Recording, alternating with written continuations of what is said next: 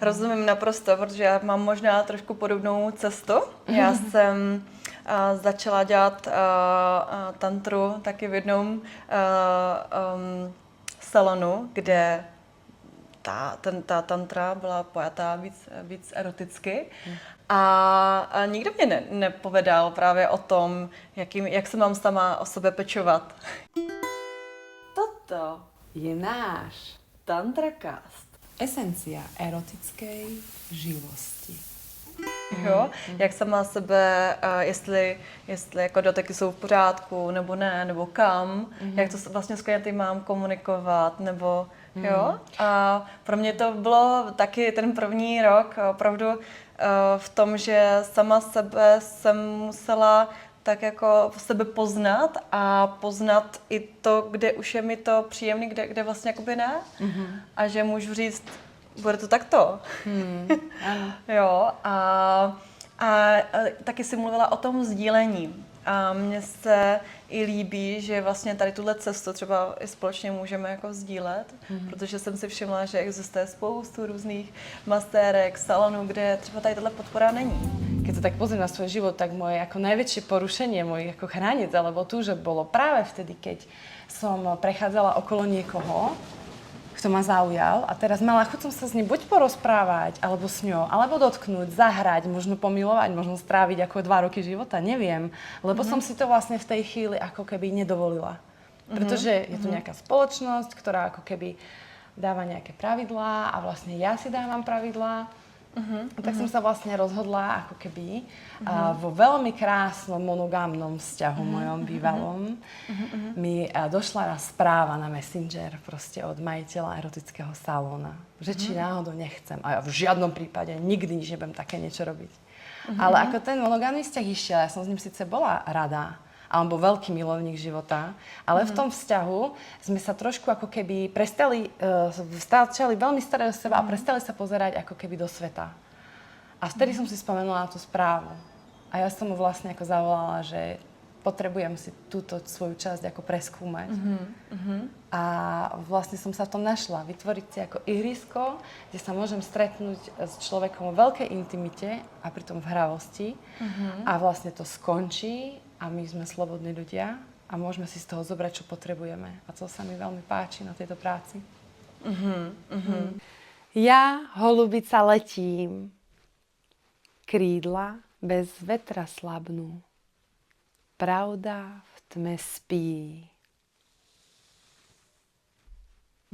Rozumím.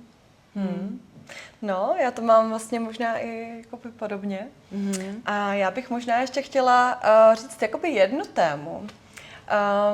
Co je to vlastně, co ženy, muže přivádí do tady tohohle světa?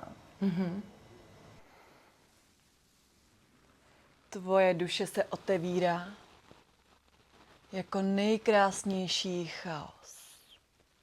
A ty křičíš, aby tě pohltil. Že vlastne, čo sú ako keby tieto lákadlá? No a ja som veľmi optimistická, hej? Ja verím, že vlastne každá žena, ktorá vôjde ktorú napadne vlastne, že by niečo také mohla robiť, tak vychádza z také ako keby túžby až také ako keby srdca vlastne tej bytosti, ako byť slobodná v tom, že môže prežívať potešenie, že môže byť blízko, že môže byť nahá, ale že nemusí byť nahá. A vlastne ako keby sa hrať s tým. A zase vnímam na tých stretnutiach s mužmi, že každý ten muž si ide po veľkú blízkosť. No, s tým souhlasím. Takže ja si myslím, že tá hlavná motivácia žien je vchádzať preto. Ale môže sa stať na tej ceste, že vlastne tam prídu nejaké problémy, nejaké ako keby ťažké situácie, alebo ten priestor, tá spoločnosť toho salóna, kde pracujú, môže byť ako keby nastavená tak, že tento zámer vôjde trošku do úzadia a prídu tam ako keby iné lákadlá.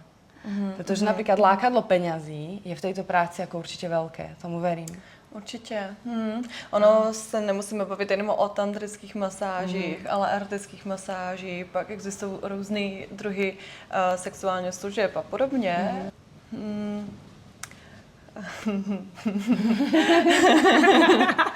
No. Jde o to, že vlastně za mě, když jakoby žena se rozhodne pracovat prostě v tady takovéhle oblasti, tak to může mít takové spoustu důvodů. Ať už právě, jak jsi říkala, že má tu motivaci sebepoznání, jo? Tu motivaci být v té svobodě, motivace prostě těch lákadel i téhle erotiky, jo? A být otevřená, tak za mě naprosto s tím souhlasím. A myslím si, že to je velmi důležitá motivace k tomu, aby člověk tady tuhle práci nebo celkově to poslání dělal dlouhodobě. Pak s tím souvisí i ta finanční hodnocení, protože ono by to mělo být v souladu, že když vytvářím nějakou práci, kdekoliv, jakoukoliv, tak vždycky by tam měly být splněny tři věci. Že jo? A jedna věc je, že mám za to zaplacené.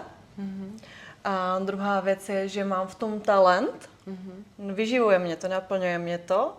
A třetí věc je, že mě to opravdu baví a má to nějaký smysl a význam pro mě a pro ostatní lidi. Dokonce tenhle stav se říká ikigai. No. A když to tam je, tak tu práci nebo to, co tvořím, tak můžu dělat dlouhodobě. Otázkou je, jestli to opravdu tam mám, tady tyhle tři bodíčky, nebo ne. Jo, protože vlastně, jakoby, když se rozhodnu dělat v této oblasti, tak buď moje motivace bude třeba jiná než poznání. Jo, motivace může být třeba jenom ta finanční. Jo? A dokonce můžu mít i třeba jakoby negativní vztah třeba k té sexualitě nebo i k tomu doteku. Toto je náš TantraCast. Eroticky, autenticky, tady a teď. Tady a teď. Tady a teď. Smyslne. Tady A teď.